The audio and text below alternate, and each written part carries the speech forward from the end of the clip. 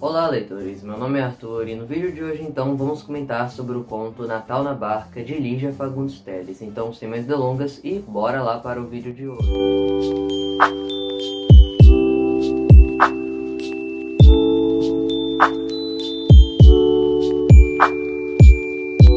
Publicado originalmente no ano de 1958, juntamente com outros 15 contos em uma coletânea chamada Antes do Baile Verde.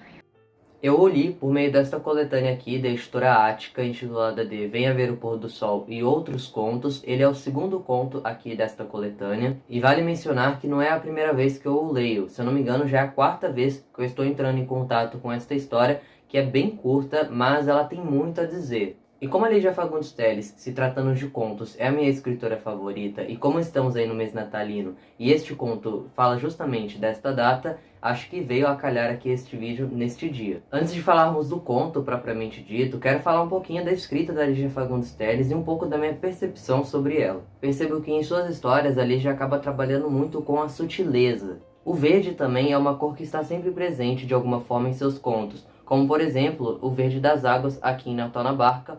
Suas histórias começam sempre com uma falsa sensação de normalidade ou tranquilidade, mas conforme vamos conhecendo melhor os personagens que compõem aquele enredo, vemos que eles têm suas camadas e suas mentiras, desilusões, ilusões, egoísmos, medos, esperanças ou até mesmo fé, como aqui em Natal na Barca. Isso tudo faz com que eles se tornem muito mais humanos. Os finais de suas histórias, como é o caso de Natal na Barca, sempre nos deixam surpresos de alguma forma. Alguns deles terminam de forma impactante, como em Venha Ver o Pôr do Sol. Outros terminam de forma mais aberta, deixando livres interpretações, como é o caso de O Noivo. E outros contos, eles possuem um certo desfecho, mas muitas coisas ficam nas entrelinhas, como aqui é o caso deste conto que vamos comentar hoje. Minha intenção nesse vídeo é falar um pouco sobre a história deste conto, com spoilers, então se você ainda não leu essa história, eu recomendo que você vá lá, leia rapidinho e depois volte para este vídeo. E comentar também alguns artigos que eu encontrei na internet, que estarão todos linkados aí na descrição, para vocês lê-los na íntegra depois. Como eu havia dito antes, esse é um conto bem curto e simples. No entanto, ele é bem tocante, emocionante e passa ali no final uma mensagem de esperança. A história é narrada em primeira pessoa, a gente não fica sabendo o nome desta personagem em nenhum momento aqui na história,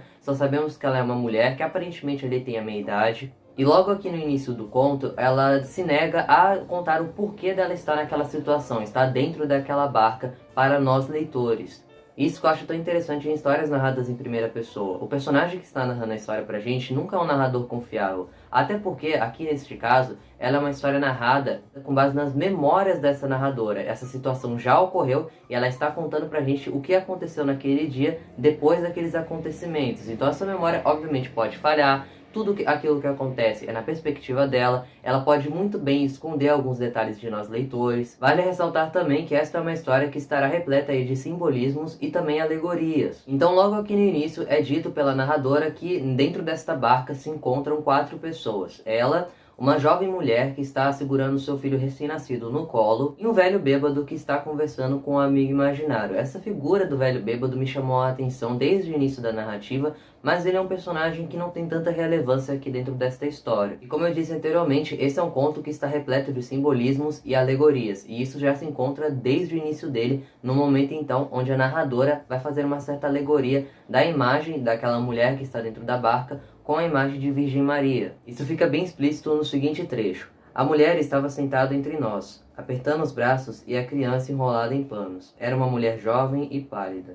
O longo manto escuro que lhe cobria a cabeça dava-lhe o aspecto de uma figura antiga. E esse é um conto que desde o início ele já demonstra não ser um conto tão convencional assim, se tratando de tema natalino. Geralmente quando a gente vai ver contos de Natal, sempre tem aquela figura do Papai Noel, da árvore de Natal, dos enfeites, das luzes, das festas, das alegrias das pessoas, e nada disso é encontrado aqui dentro deste conto. Ele é um conto que vai enveredar bem mais para o lado do Natal, do cristianismo em sua essência. Ele também não vai retratar tantas coisas materializadas, até porque o cenário desta história é bem simples, é basicamente uma barca e a água que cerca eles. Mas mesmo com um cenário tão simples, ele é repleto de alegorias e simbolismos também dentro dele.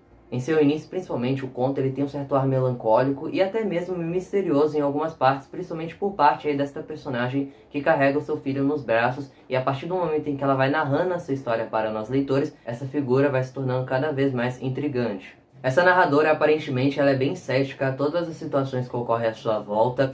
Ela até pensa em algum momento aqui ou ali puxar algum assunto com aquela mulher que está ao seu lado, com aquela criança, mas ela acha que em meio àquela situação em que elas estão, não é um bom momento para se puxar uma conversa.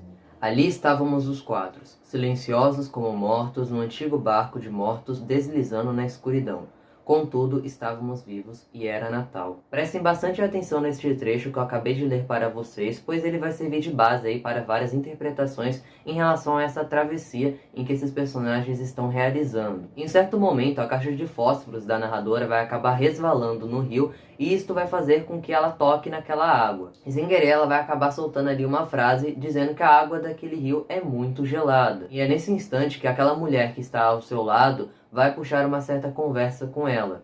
Ela vai dizer o seguinte: mas de manhã é quente. Ela prossegue dizendo: quente e verde. Tão verde que a primeira vez que lavei nele uma peça de roupa, pensei que a roupa fosse sair esverdeada. É a primeira vez que vem por estas bandas? A narradora vai acabar não respondendo aquela pergunta que foi feita a ela. No entanto, a mulher que fez a pergunta a ela vai acabar respondendo que não é a primeira vez em que ela entra nesta barca. E nesse pequeno diálogo já vemos que as duas mulheres são bem opostas umas às outras. Uma representa ali uma mulher de fé, a outra é uma mulher cética. Uma enxerga as águas do rio como frias e escuras, enquanto a outra enxerga as águas do rio como verde, que é a cor da esperança, e quentes também. Mas enfim, depois a narradora vai acabar fazendo algumas perguntas a esta personagem, e são por meio das respostas dessa personagem em relação às perguntas da narradora que a gente vai descobrir um pouco da história de vida dela, que é bem triste, e essa é uma das partes mais melancólicas aqui dentro do texto. Então logo de cara a gente já descobre o motivo pelo qual esta mulher está dentro daquela barca com seu bebê recém-nascido. A gente sabe que ela veio de uma cidade chamada Lucena. Ela aparentemente é uma mulher pobre, ela é professora, e naquele momento ela se encontra com seu filho doente. Ele está com muita febre e ela tem que ir para a metrópole para tratar o seu garoto. Mais adiante a gente vai descobrir também que o seu outro filho acabou morrendo há um ano atrás, enquanto ele estava brincando de mágica. O trecho em que ela narra a morte dele é o seguinte: subiu no muro, estava brincando de mágico, quando de repente avisou: vou voar. A queda não foi grande, o muro não era alto, mas caiu de tal jeito. Tinha pouco mais de 4 anos. E se não bastasse isso, há 6 meses atrás, o seu marido acabou reencontrando uma ex-namorada e com isto ele acabou a abandonando junto com seu bebê recém-nascido. E a partir de então, ela passou a morar com a sua mãe. Mesmo diante de todos esses sofrimentos, essa é uma mulher que mantém muito a sua fé, a sua esperança e sua serenidade. E vai chegar em um certo instante em que ela vai inclusive indagar a narradora perguntando se a narradora tem fé. E a narradora vai responder com um certo tom irônico que sim, tem fé, mas aquela resposta fica bem clara de que não vem com tanta convicção assim. Isso demonstra mais uma vez que ela é uma mulher mais cética. Ela também vai dizer à nossa narradora que em um certo dia ela estava muito desesperada, foi logo após o filho dela ter morrido, e ela queria pelo menos ver ele mais uma vez para se despedir dele. E ela acaba saindo na rua assim desesperada e ela acaba adormecendo então em uma pedra no meio de uma praça e ela vai acabar tendo um sonho. E é dentro deste sonho que ela vai meio que ter uma visão de seu filho. Então sonhei, e no sonho Deus me apareceu. Quer dizer, senti que ele pegava a minha mão com a sua mão de luz. E vi o meu menino brincando com o menino Jesus no jardim do paraíso. Assim que ele me viu, parou de brincar e veio rindo ao meu encontro e me beijou tanto, tanto. Era tal a sua alegria que acordei rindo também, com o sol batendo em mim. Já na reta final do conto, a nossa narradora vai perceber que o filho em que a mulher estava carregando havia morrido, ele não estava mais respirando, só que a mulher ainda não tinha percebido isto. Neste instante, elas já estavam chegando ao seu caminho, a barca já estava atracando, e a narradora já não via a hora de ir embora, sair de perto daquela mulher, pois ela não queria ver aquela cena sofrida da mãe percebendo que perdeu mais um de seus filhos. No entanto, meio que vem um plot twist deste conto aqui no final, onde a mãe deste garoto vai acabar vendo que o filho acordou e vai falar: nossa, ele já acordou. E a narradora vai ficar: ué, mas o bebê acordou? Como assim? E é nesse momento então que o conto ele pode levar a nós leitores a várias interpretações. Como por exemplo, a interpretação de que esse menino pode ser uma alegoria ao menino Jesus, que nasceu, morreu e ressuscitou no dia de Natal. Podemos pensar também que o bebê em nenhum momento chegou a morrer, e aquela narradora realmente só teve uma visão ali distorcida. Podemos pensar também que ali aconteceu um certo milagre de Natal que fez aquele menino reviver. Mas o mais interessante é que nos últimos parágrafos aqui deste conto, a nossa narradora também passa a ver as águas do rio de forma esverdeada e quente. Então isso nos indica que ela passa a ver a vida com outros olhos. Ela, pelo visto, passa a ser uma mulher mais esperançosa e uma mulher com mais fé após aquele acontecimento inusitado naquela noite em que ela teve. E este é o grandiosíssimo conto Um Natal na Barca. Eu recomendo muito que vocês leiam esse conto, caso não tenham lido, mesmo assim viram este vídeo. E agora eu vou conversar rapidamente aqui com vocês sobre os artigos que eu li, vou ler alguns trechos deles também e discutir um pouco sobre eles aqui com vocês também, para deixar mais abrangente aí as nossas interpretações em relação a esta história. Bom, começando com um artigo intitulado De Natal na Barca, de Lígia Fagundes Telles, uma leitura, escrito pela Neily Cecília Paiva Barreto da Rocha. E aqui ela fará observações bem interessantes em relação ao conto que eu não havia percebido enquanto eu o lia. Lembra que no início do vídeo eu falei para vocês lembrarem daquele trecho onde a narradora fala um pouco sobre eles estarem dentro da barca e tudo mais? Enfim, a autora deste artigo fará algumas análises em relação à barca e à água também que o cerca. Então, sobre a imagem da viagem por barca, ela vai dizer o seguinte: a viagem por barca aos domínios da morte é uma imagem muito antiga e encontrável nas tradições dos mais diversos povos. Na Irlanda Céltica, na Sumatra, no Sudeste Asiático em geral e entre os vikings do norte europeu, pode verificar-se a presença da barca nos ritos funerários e no tema da ressurreição. Os egípcios, por sua vez, acreditavam que o deus solar Ra utilizava uma barca para empreender uma viagem noturna através de um rio Nilo oculto sob a terra, enquanto as almas dos mortos efetuavam uma viagem pelas trevas até alcançar o renascimento. Então, nos exemplos que ela cita aqui como referência de intertextualidade entre os dois textos, o Renascimento sempre está envolvido aí com a figura da barca e da travessia também de forma geral, que são elementos que são possíveis de se encontrar aqui dentro do conto Natal na Barca. Mais pra frente ainda ela vai dizer: observa-se que a imagem de uma travessia noturna por barca levando passageiros solitários evoca a travessia do Estige, o rio do esquecimento na barca do Caronte. Para Gaston, quando um escritor retoma a imagem do Caronte, significa que ele imagina a morte como uma viagem. Lígia Fagundes Telles confirma esta opinião através deste comentário da narradora para si mesma. Estávamos sós, e o melhor ainda era não fazer nada e não dizer nada, apenas olhar o sulco negro que a embarcação ia fazendo no rio. Debrucei-me na grade de madeira e acendi um cigarro. Ali estávamos os quatro, silenciosos como mortos no antigo barco de mortos, deslizando na escuridão. Além disso, será dito aqui dentro deste artigo que o rio também ele tem um certo ar simbólico ali dentro da história, sendo que a água dele é o tempo que se dirige à morte. Então, diante dessas interpretações encontradas aqui dentro desse artigo, podemos levar em conta que a narrativa de Lígia Fagundes Telles aqui em Natal na Barca é um tanto quanto mística. Um dos trechos que mais me chamou a atenção aqui dentro deste artigo também foi o seguinte: verde e quente, signo de metamorfose naquele rio.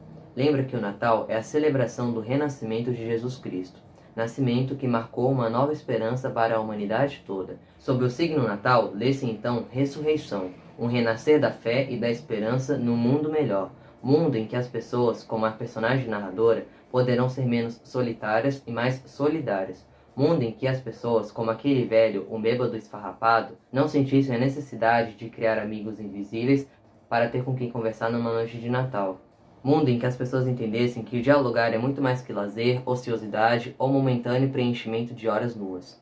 Mundo em que os homens percebessem que não devem ficar silenciosos como mortos no antigo barco dos mortos que deslizava na escuridão. Mundo em que todos possam parenizar o verde, a fé, a esperança, a celebração da vida e o sentido do Natal. Eu achei muito válido esse trecho aqui, essa interpretação dada a esta história. Sobre as alegorias dentro de O Natal na Barca, vai ser dito o seguinte: em Natal na Barca, conforme tentei demonstrar, é difícil separar a situação real da representação simbólica. Os dois níveis se confundem, e cada leitor, ao perceber isto espontaneamente, envolve o texto e a sua leitura com múltiplas interrogações e pode, por exemplo, questionar o significado da conformação daquela mulher, o que representa neste sofrimento todo, o que são esperança e solidariedade. O que a escritora Lígia Fagundes Telles quis dizer deste Natal ou Natais na Barca, que reflexão pode ser feita através da fé. A estas poderíamos somar infinitas perguntas e computar muitas hipóteses. mas certamente nenhuma delas nos revelará uma resposta precisa. Afinal, é no espaço do silêncio, gerado pelo não dito, que nasce o plural do texto. Enfim, eu adorei esse artigo, recomendo muito que vocês o leiam depois de ter lido o conto original. E para finalizar aqui o vídeo, eu vou falar rapidamente sobre o último artigo que eu li, que é chamado então de O Espaço na Construção do Fantástico no conto Natal na Barca, de Lígia Fagundes Telles, escrito por Rosana Gondim Rezende Oliveira. Achei bem interessante que em um dos momentos aqui em que ela vai falar um pouco da narrativa do conto, ela diz o seguinte: pode-se afirmar que o impacto da apresentação do conto trava uma relação de intimidade entre personagem e leitor, pois o que se lerá parece tratar-se de um segredo revelado, um desabafo, tornando-se bastante sugestivo esse tom confessional que a narrativa assume. Então parece que desde o início essa narradora está conversando com nós leitores, algo que o Machado de Assis costuma fazer muito, inclusive, em seus contos. E ali já acaba se utilizando também desta fórmula aqui dentro do seu texto. E aqui no finalzinho do artigo, a autora vai falar um pouquinho mais sobre esses elementos fantásticos em que ela encontrou dentro da história. Novamente, o fantástico se manifesta, instaurando a hesitação sobre o acontecido. Afinal, naquela barca, aconteceram a morte e o milagre da ressurreição, ou a narradora fizeram um julgamento enganoso a respeito do estado anterior da criança. Sobretudo, as duas mulheres, após a travessia do rio, foram renovadas.